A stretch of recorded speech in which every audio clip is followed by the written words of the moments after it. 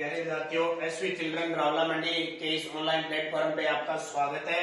जैसे कि आपको लगातार क्लास उपलब्ध करवाई जा रही है, कक्षा 9 और विषय सामाजिक विज्ञान की बात कर रहे हैं। पाठ चल रहा है हमारा पहला अध्याय चल रहा है और आपको पता है आपकी बार 9वीं क्लास की इस बुक में विश्व का इतिहास है। कौन सा विश्व? हम विश्व का पढ़ते हैं, भारत का पढ़ते हैं और राजस्थान का पढ़ते हैं, लेकिन इस आपकी एक किताब में विश्व का इतिहास दिया है जिसमें हम खास तौर पे फ्रांस की क्रांति पढ़ चुके हैं।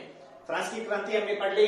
अब इस पाठ का नाम क्या है? यूरोप में समाजवाद। ये दूसरा पाठ है, वैसे पहला पाठ है लेकिन दूसरा पाठ है यूरोप में समाजवाद व रूसी क्रांति, यानी पहले खंड का ही दूसरा पाठ है। कौन सा? यूरोप में समाजवाद व रूसी क्रांति। तो इसका लगातार वीडियो पढ़ रहे हैं और मैं उम्मीद करूंगा आप भी बढ़िया तरीके से उसको पढ़ते होंगे। देखो, रूसी क्रांति हमने क्या पढ़ा? यूरोप में समाजवाद कैसे हुआ, समाजवाद का गठन कैसे हुआ, रूढ़िवादिता हमने बात की थी, यथार्थवादी बातें सारी पढ़ ली थी। तो फ्रांस की क्रांति के बाद रूस, आज देश नाम सुना ना, हमारे विश्व का क्षेत्रफल की दृष्टि से सबसे बड़ा देश रूस है। इसको पहले कहते थे सोवियत संघ कहते थे, बहुत सारे राज्य इसके थे।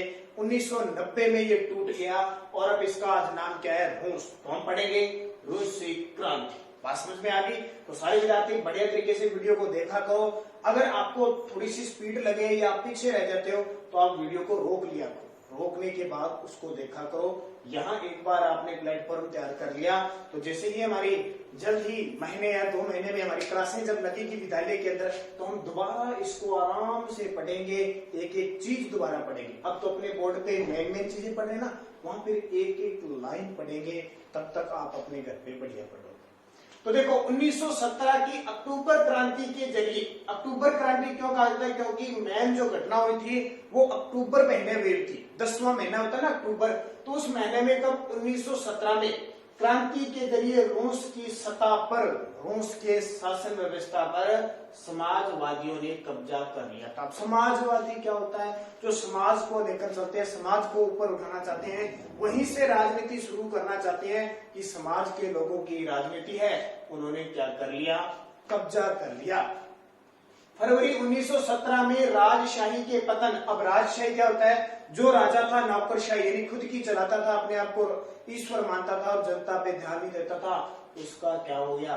पतन हो गया। धीरे धीरे वो राज व्यवस्था खत्म हो गई और अक्टूबर की घटनाओं को ही अक्टूबर या अक्टूबर क्रांति कहा जाता है, क्योंकि मेन जो क्रांति की घटना हुई थी किस महीने में हुई थी? अक्टूबर महीने में हुई थी, इसलिए अक्टूबर क्रांति कहा जाता है। अब देखो, इससे पहले रूसी साम्राज्य 1914 की बात करें। कब की? रूसी साम्राज्य 1914 में रूस और उसके पूरे साम्राज्य पर, 1914 में रूस और उसके पूरे साम्राज्य पर जार निकोलस सेकंड का अधिकार था। किसका? एक राजशाही था, शासक था, जार निकोलस सेकंड का शासन था 1914 में। रूस और आसपास के जितने भी क्षेत्र थे। अब देखो, इसके क्षेत्र में क्या क्या आता था? रूस की राजधानी घर का मास्को है, मास्को के आसपास का क्षेत्र जितना के अलावा, मास्को के आसपास के क्षेत्र के अलावा आज का फिनलैंड, ये देश है, आज का फिनलैंड, लातविया, लिथुआनिया, एस्टोनिया। याद रखना कौन कौन से? Finland, Latvia, Lithuania, Estonia, Poland और यूक्रेन तथा बेलारूस के कुछ हिस्से रूसी साम्राज्य के अंग थे। कुछ हिस्से क्या थे? रूस साम्राज्य के अंदर आते थे। पहले सारे मैंने भी बताया था ना, पहले इसका नाम सोवियत संघ था। ये सारे के सारे थे। आज ये सारे देश हैं, फिनलैंड देश है, लातविया देश है, लिथुआनिया देश है, एस्टोनिया देश है, पोलैंड है, यूक्रेन है, बेलारूस, ये सारे देश पहले किसके अंडर में काम करते थे? जार निकोलस सेकंड, जो रूस का क्या था? शासक था। यह साम्राज्य प्रशांत महासागर तक फैला हुआ था। अब कुछ विद्यार्थी सोचेंगे प्रशांत महासागर क्या हो गया? हमारे विश्व में 5 महासागर हैं। कौन कौन से? सबसे बड़ा है ये प्रशांत महासागर, दूसरा अटलांटिक महासागर, तीसरा हिंद महासागर, चौथा उत्तरी ध्रुव महासागर और 5वां दक्षिणी ध्रुव महासागर। 5 महासागर है और इनका साम्राज्य कहां तक फैला हुआ था? प्रशांत महासागर। आज के मध्य एशियाई राज्यों के साथ साथ जॉर्जिया, आर्मेनिया, अजरबैजान भी इसी साम्राज्य के अंतर्गत आते थे। एशिया में आज ये देश है, देखो जॉर्जिया, आर्मेनिया और अजरबैजान, ये भी इस रूसी साम्राज्य के कब्जे में। देखो कितना बड़ा क्षेत्र था इस रूस का।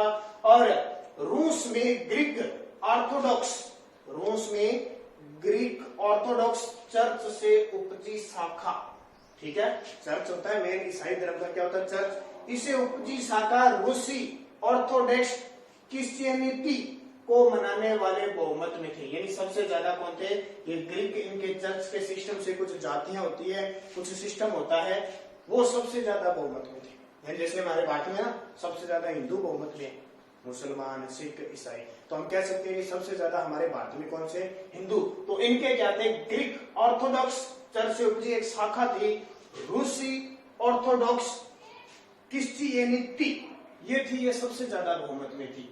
लेकिन इस साम्राज्य के तहत रहने वालों में कैथोलिक, प्रोटेस्टेंट, मुस्लिम व बौद्ध शामिल थे। देखो ये चाहती है अलग अलग धर्म है, जैसे हमारा हिंदू धर्म है ना, मुस्लिम धर्म है, पारसी धर्म है, ईसाई धर्म, वैसे ही यहाँ पे इसके अलावा कैथोलिक भी थे, प्रोटेस्टेंट भी थे, मुस्लिम थे और बौद्ध धर्म के लोग भी शामिल थे। अब देखो रूस में अर्थव्यवस्था का क्या सिस्टम था, अर्थव्यवस्था और समाज, अर्थव्यवस्था और कैसे सामाजिक स्थिति थी, क्या अर्थव्यवस्था थी। 20वीं सदी अधिकतर हिस्सा खेती बाड़ी का था। रूस में 20वीं सदी में अधिकांश लोग खेती बाड़ी करते थे। कितने, 85% लोग खेती बाड़ी करते थे आजीविका के लिए। अब हिसाब लगाओ, आप खेती बाड़ी करते थे, इसका मतलब इनके पास खूब सारा अनाज था, खूब सारी फसलें थी, खाने के लिए सब कुछ था, क्योंकि सारा 85% हिस्सा खेती करते थे। 15% ही कोई मजदूर था, कोई छोटे मोटे, क्योंकि उद्योग बहुत कम थे यहाँ पे, उद्योगों में काम करते थे। तो जाहिर सी बात है रूस अनाज का एक बड़ा निर्यातक देश था। निर्यातक मतलब बेचने वाला था रूस, क्योंकि खेती थी, लोग खेती करते थे, महिलाएं, पुरुष, बच्चे सब खेती करते थे। लगभग सारा जो सिस्टम था इनका खेती पे चलता था। किसान थे सारे, जितना कुछ उपज होता था इनके, तो जितना बचता था वो रूस क्या करता था, उस अनाज को बेच देता था। तो रूस अनाज का एक बड़ा निर्यातक था। सेंट पीटर्सबर्ग और मॉस्को, दो शहर हैं, सेंट पीटर्सबर्ग और मॉस्को प्रमुख औद्योगिक क्षेत्र थे। देखो खेती बाड़ी 85% तक लोग करते थे, तो उद्योग तो बहुत कम थे, उद्योग बहुत कम थे, कम मात्रा में थे, लेकिन फिर भी जैसे सेंट पीटर्सबर्ग और मॉस्को प्रमुख औद्योगिक क्षेत्र थे। जो कुछ भी होता था, कपास है, सरसों है, गेहूं है, जो भी होता था, वो सारा इन औद्योगिक क्षेत्रों में क्या होता था, इनके उपयोग के लिए काम आता था। कारीगरों व कारखाना मजदूरों की संख्या बढ़कर बराबर हो गई थी। पहले सिर्फ कारीगर थे, कारीगर खुद का काम करने वाले, खेती में यंत्र बनाने वाले थे। अब क्या हुआ, कारखाने पहले कम थे, धीरे धीरे कारखानों का क्या हुआ, यानी औद्योगिक क्रांति का विस्तार हुआ और ये जो कारखाने मजदूर है वो कारीगरों के बराबर आ गए। स्त्री और पुरुष दोनों काम किया करते थे। ध्यान रखना, कौन है, स्त्री और पुरुष दोनों उद्योगों में काम करने लगे, लेकिन कुछ थोड़ा सा काम ये था कि उन्हें मेहनत खूब देनी पड़ती थी। ठीक है, स्त्री और पुरुष, स्त्री और पुरुष दोनों ही उद्योगों में खेती तो करते थे, खेती तो थी फिक्स। अब धीरे धीरे इनका रुझान क्या हो गया, क्योंकि जैसे जैसे औद्योगिक क्रांति के बाद बड़ी बड़ी मशीनों का प्रयोग होने लगा, तो ये अब उद्योगों में भी काम करने लगे।